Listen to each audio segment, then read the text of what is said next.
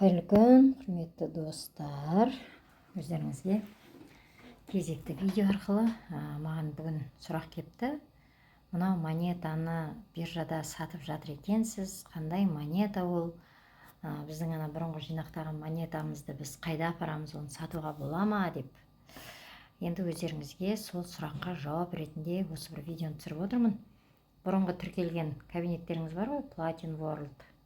Осы кабинетте мына жерде әрқайсыларыңыз логин парольдарыңызбен кірсеңіздер, сіздерде PLC Swapping деген сайт бар.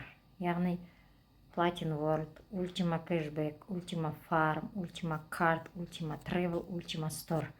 Осының барлығын, мысалы да, өздеріңіз ойлаңыздаршы. Алекс әрқайсысына бөлек-бөлек сайт ашып, ол сайттың арендасын төлеп, мысалышы. Неге ол терлеп осынша саланы қатар жүргізіп жатыр, егер оның ашқаны лохотронмен пирамида болса? Ол бірінші сұрақ. Екінші сұрақ. Қазіргі сіздердің жинақтаған монеталарыңыз, жаңағы Алекс'тің аудиосын тыңдасаңыздар, міндетті түрде тыңдаңыздар. Ол аудионы, себебі біз бұл жерге ақша салдық қой. Бұл видеода мен сіздерді қайтадан Алекс'тің площадкасына шақырып жатыр деп ойлап қалмаңыздар тағы. Площадканы кім түсінеді, сол жасайды. Түсінбейді ма, ол адам жасамайды. Ол адамның басында негатив, ол ойлап тұр, бұл жерге салған ашам жоқ. Бұл өткенде бір тиктокта ашсам бір видео жүр, мен мынанша миллионға қаталдым деп. Binance'ға кіргізем деді монетаны, кіргізем деді, кіргізбеді. Binance'ға кіріп не істейді ол монета? Ол монетаны алған адамдардың Binance'та сатуға білім керек шығар. Мысалышы. Сондықтан ол да түсініп тұр ғой. Жаңағы Binance'ға барғанша қандай сатылардан өтетін. Сондықтан ол да бірден Binance'ға кіргізе алмайды. Binance'ға кіру, Binance'тың ішіндегі кірген монеталардың өзі адамдарға үлкен табыс беріп жатыр деп айта алмаймын. Қанша монеталар Binance'тың ішінде адамдарды ақымақ қылып жатыр. Мысалышы, оның ішінде бұның жасап жатырған стратегиясы, яғни қазіргі таңда бұл монетаны жаңағы неликвидный, өтімділігі төмен монетаны өтімділігі жоғары экономика саласына байланыстырылатын монета ретінде нарыққа ұсынып, қазіргі таңда swaping функциясы арқылы ары қарай бізге жаңағы монетамызды ауыстыруға мүмкіндік беріп отыр. Негізі swaping деген қаржы нарығында бар бағыт екен. Ол туралы тағы қосымша видео түсіріп, түсіндіріп, бұйырса қолға аламын. Себебі swapingтің өзін адамдар түсінбей жатыр. Яғни сіздің мысалы элементарный магазин деп айтайықшы, магазинде сіз сатушысыз, магазиндегі тұрған сатушы, сізге жаңағы товар алып келетін оптовиктер бар ғой, олар келді де өзінің өтпей қалған товарын ауыстырып, орнына өтетін товарға ауыстырып кетті.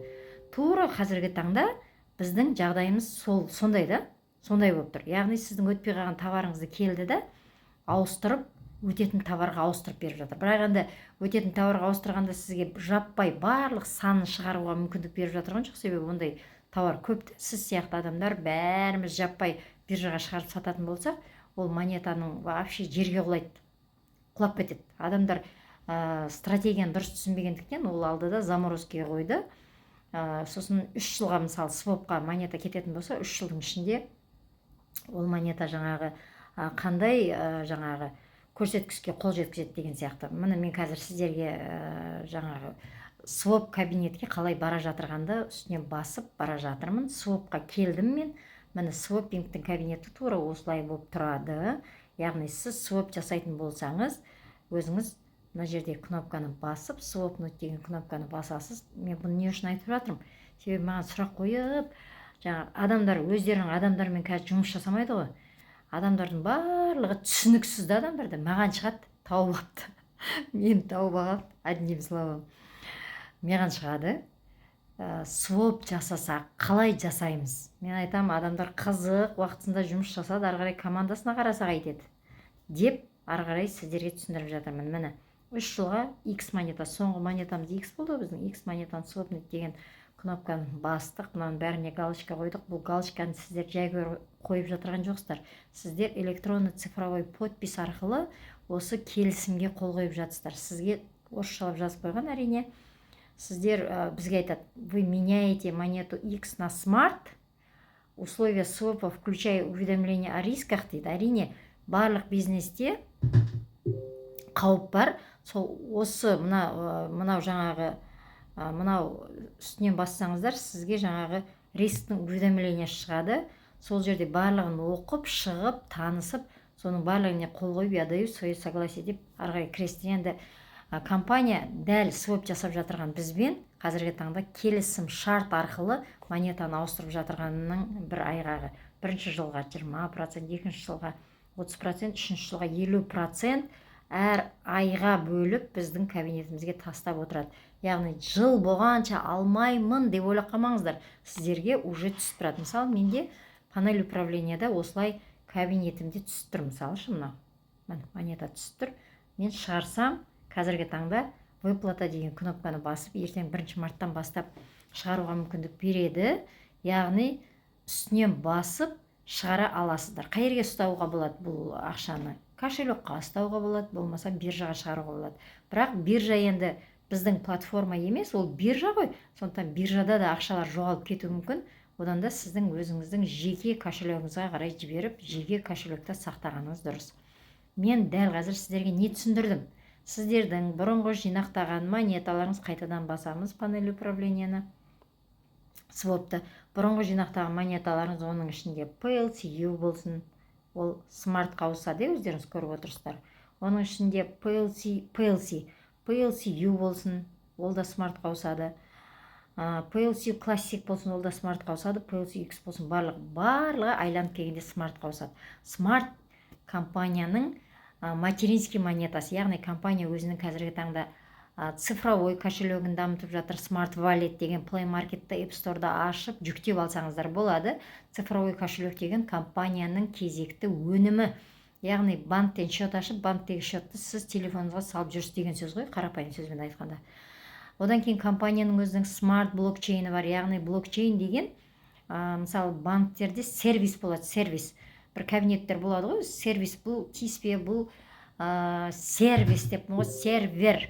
Бұл сервер дейді, яғни бүкіл компанияның кірген шыққан жаңағы операциялар сол серверде сақталады. Тур сол сияқты смарт блокчейн деген біздің әрбір кірген шыққан ақшамыз сол серверда көрсетіліп тұрады. Яғни оған да сіз өзіңіздің телефоныңыз арқылы жаңағы серверді бақылай аласыз. Егер сіз түсінген болсаңыз, смарт блокчейн ішіне кіресіз, ақшаңыздың қайда, қалай кетіп бара жатырған, қандай комиссиясы бар, монета қанша утилизацияға кетіп жатыр, барлығын көретін мүмкіндікке қол жеткізесіздер. Бір сөзбен айтқанда, бұл видеодағы менің мақсатым бұрыннан жинақтаған монеталарыңызды, PLC болсын, PLCU болсын, PLCU Classic болсын, PLCX болсын, өз стратегияңызбен, яғни сізде 3 жылға жібересіз ба, жоқ әлде 5 жылға жібересіз ба, өзіңіздің стратегияңызбен міндетті түрде свопингқа жіберіңіздер. Свопингқа жібермесеңіз, биржада қазір сатылымда бар, бірақ өте төмен. Даже сатылымда да жоқ. Алдында CoinsBit'та еді, қазір CoinsBit'тағын бәрін кошелекқа шығарып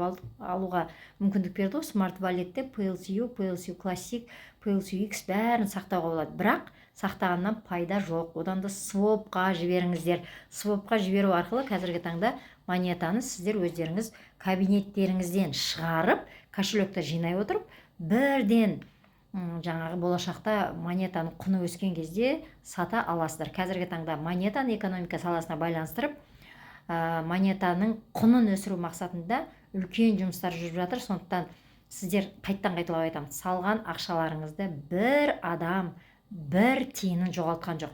Мен тура осы жерде сіздерге Binance'ты көрсетіп, Binance биржасын көрсетіп, сол жерде қазіргі таңда крипталардың қалай өсіп жатырғанын көрсетіп кетейінші. Мына жерде мысалы қазіргі таңда мына биткоинді қараңыздаршы, биткоин деген қарқынды түрде өсіп жатыр. Осы биткоинді уақытысында шыққан кезде ешкім сенбеген. Мысалы бүгінгі күннің 24 сағаттың өзінде 9%, 71%, эфириум 596%-ке өсіп жатыр. Яғни осылай крипто нарықтың заңдылығын сақтаған адамдар осылай өзінің ақшасын еселеп алады. Мына жерде мен өткенде бір бизнестен тапқан бір 15.000 теңгемді жаңағы бір монета алдым, фундаментальный монета. Мен алған кезде $20 болып тұрған. Қараңызшы, қазір $31 болды. Яғни $11 қосылды. Мен ештеңе істеген жоқпын, тек алдым, кошелекте тұр ол. Сол сияқты болашақта осылай өздеріңізге актив жинайсыздар. Ол біріншіден. Екіншіден, бұл актив болмаса неге жаңағы налоговый бізден декларация сұрап жатыр.